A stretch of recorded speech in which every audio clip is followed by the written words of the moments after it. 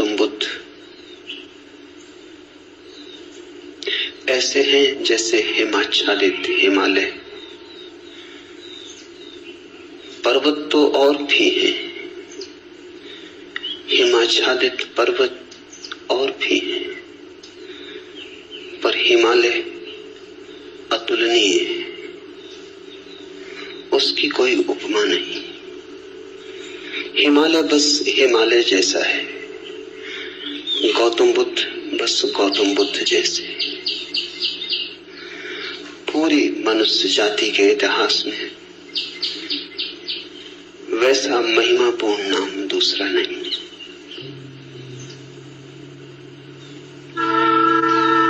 गौतम बुद्ध ने जितने हृदयों की वीणा को बजाया है उतना किसी और ने नहीं।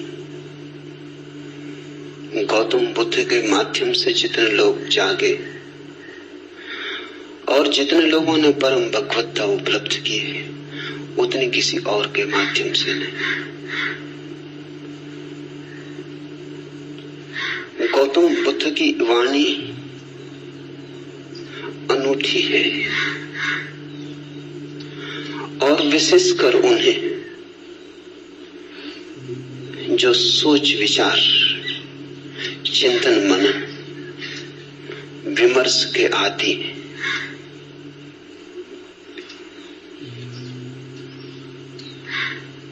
हृदय से भरे हुए लोग सुगमता से परमात्मा की तरफ चले जाते हैं, लेकिन हृदय से भरे हुए लोग कहां हैं? और हृदय से भरने का कोई उपाय भी तो नहीं है। हो तो हो, न हो तो न हो, ऐसी आकस्मिक नैसर्गिक बात पर निर्भर नहीं रहा जा सकता। बुद्ध ने उनको चेताया जिनको चेताना सर्वाधिक कठिन है। विचार से भरे लोग, बुद्धिवादी, चिंतन मननशील, प्रेम और भाव से भरे लोग तो परमात्मा की तरफ सरलता से झुक जाते हैं, उन्हें झुकाना नहीं पड़ता।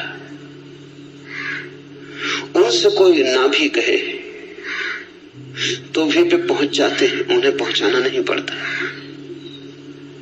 लेकिन वे तो बहुत थोड़े हैं और उनकी संख्या रोज थोड़ी होती गई है।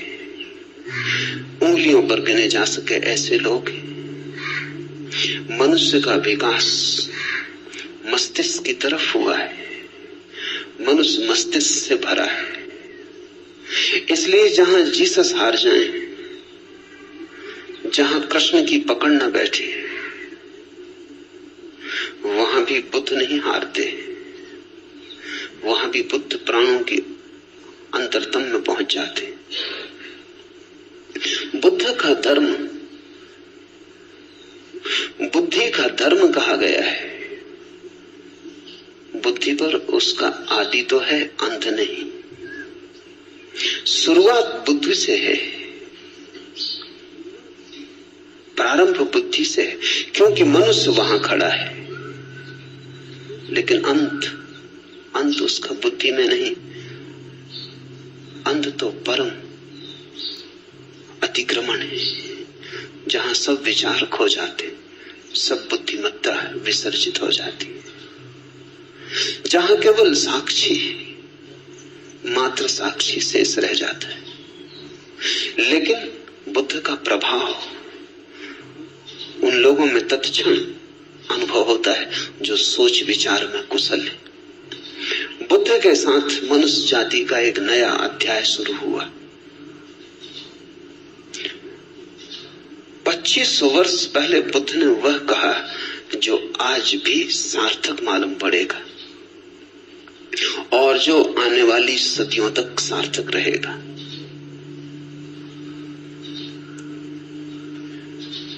बुद्ध ने विश्लेषण दिया, एनालिसिस दी, और जैसा सूक्ष्म विश्लेषण उन्होंने किया कभी किसी ने न किया था और फिर दोबारा कोई न कर पाया।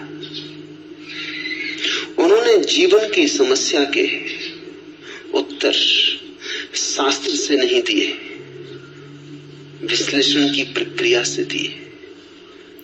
बुद्ध धर्म के पहले वैज्ञानिक, उनके साथ श्रद्धा और आस्था की जरूरत नहीं है, उनके साथ तो समझ पर्याप्त है। अगर तुम समझने को राजी हो तो तुम बुद्ध की नौका में सवार हो जाओगे। अगर श्रद्धा भी आएगी तो समझ की छाया होगी, लेकिन समझ के पहले श्रद्धा की मांग बुद्ध की नहीं। बुद्ध ये नहीं कहते कि जो मैं कहता हूं भरोसा कर लो।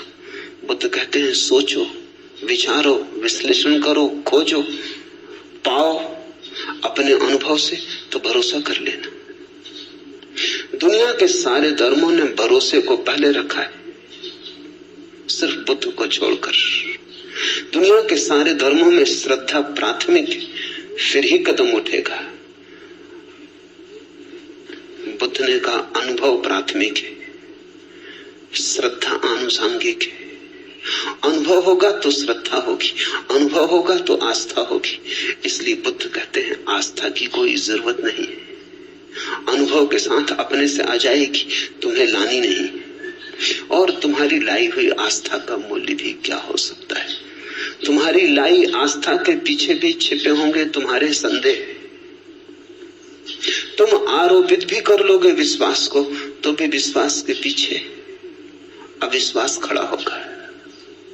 तुम कितनी ही दृढ़ता से भरोसा करना चाहो, लेकिन तुम्हारी दृढ़ता कपती रहेगी और तुम जानते रहोगे कि जो तुम्हारे अनुभव में नहीं उतरा है उसे तुम चाहो भी तो भी कैसे मान सकते हो, मान भी लो तो भी कैसे मान सकते हो।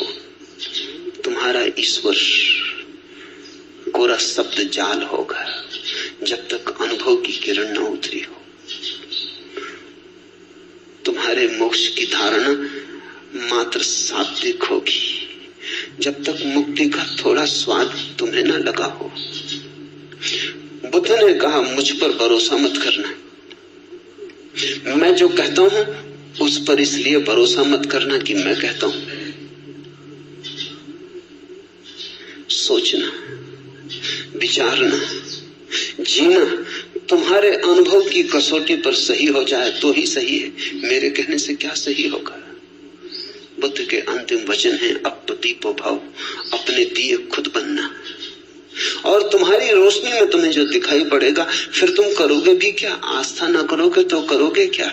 आस्था सहज होगी, उसकी बात ही उठानी व्यर्थ है। बुद्ध का धर्म विश्लेषण का धर्म है, लेकिन विश्लेषण से शुरू होता है, समाप्त नहीं होता। वहां समाप्त तो परम संश्लेषण पर होता है।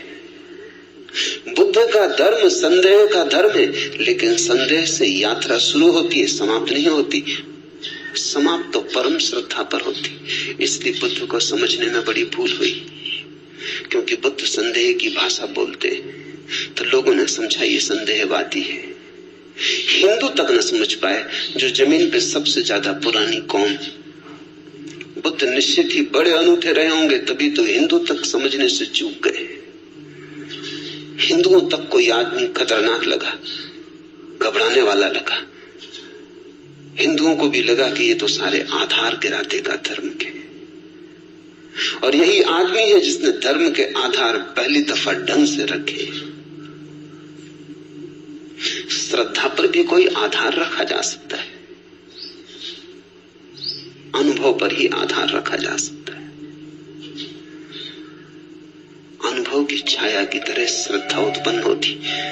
श्रद्धा अनुभव की सुगंध है, और अनुभव के बिना श्रद्धा अंधी है। और जिस श्रद्धा के पास आंख न हो उससे तुम सत्य तक पहुंच पाओगे। बुद्ध ने बड़ा दुस्साहस किया। बुद्ध जैसे व्यक्ति पर भरोसा करना एकदम सुगम होता है। उसके उठने बैठने में प्रामाणिकता होती है, उसके शब्द शब्द में वजन होता है, उसके होने का पूरा ढंग स्वयं सिद्ध होता है। उस पर श्रद्धा आसान हो जाती है। लेकिन बुद्ध ने कहा तुम मुझे अपनी बैसाखी मत बनाना। तुम अगर लंगड़े हो, मेरी बैसाखी के सहारे चल लिए, कितनी दूर चलोगे, मंजिल तक न पहुंच पाओगे। आज मैं साथ हूं, कल मैं साथ न रहूंगा, फिर तुम्हें अपने ही पैरों पर चलना है। मेरी रोशनी से मत चलना, क्योंकि थोड़ी देर को संग साथ हो गया है अंधेरे जंगल में। तुम मेरी रोशनी में थोड़ी देर रोशन हो लोगे, फिर हमारे रास्ते अलग हो जाएंगे। मेरी रोशनी मेरे साथ होगी, तुम्हारा अंधेरा तुम्हारे साथ होगा। अपनी रोशनी पैदा करो, अप दीपो भव। ये बुद्ध का धम्मपद, कैसे वो रोशनी पैदा हो सकती है अनुभव की, उसका विश्लेषण है।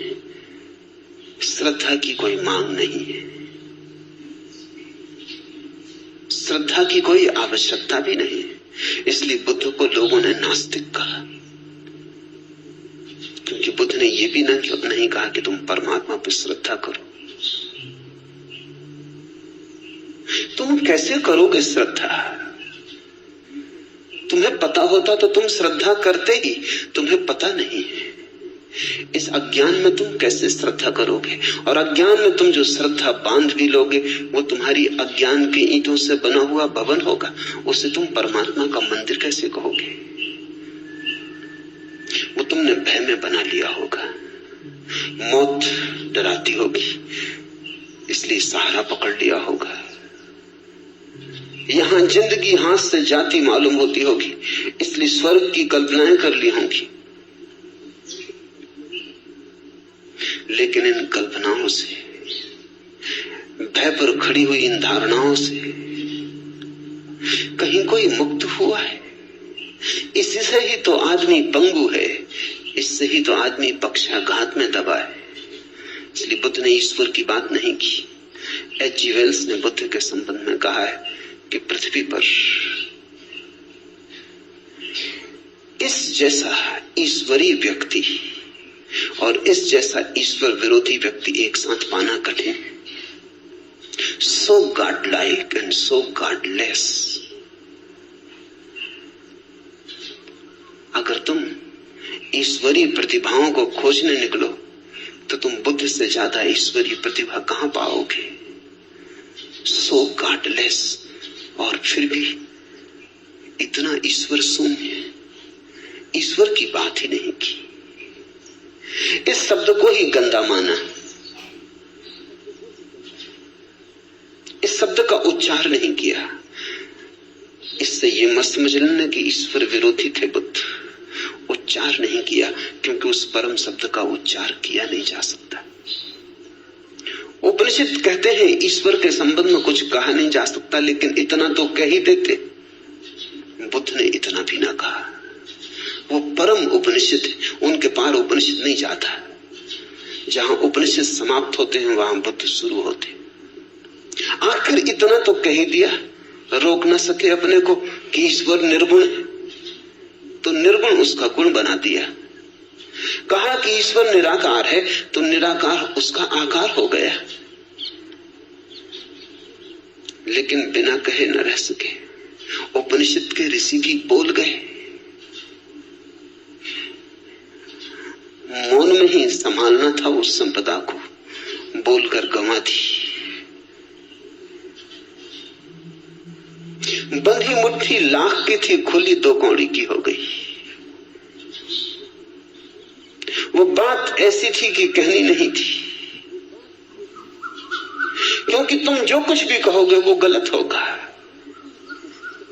ये कहना भी कि परमात्मा निराकार है गलत है, क्योंकि निराकार भी एक धारणा है, वो भी आकार से ही जुड़ी है। आकार के विपरीत